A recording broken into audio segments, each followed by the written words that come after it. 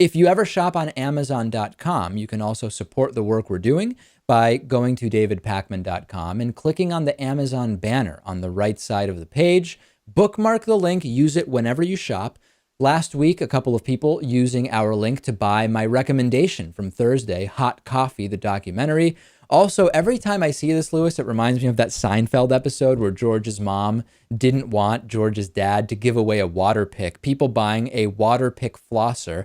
I have never tried one of those. Have you ever used one? I've never used one. I don't think I know anyone who owns one.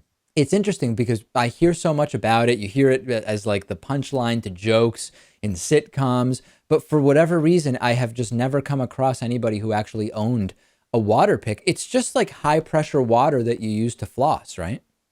I think so. Not really sure. I don't think I've ever looked at one at a store or come in contact with one. Is it something you'd consider using though?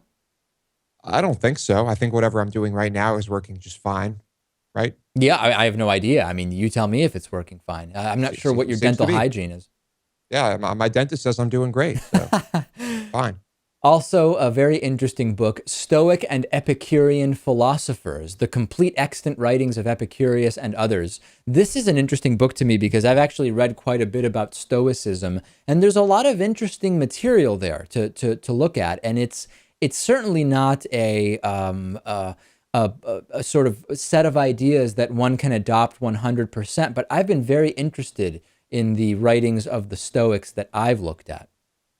I have not looked into that at all. But David, if you are recommending it, perhaps I should. I think if Lewis looked into Stoicism, it might certainly do him good. I don't know, Lewis. It's the sense I'm getting.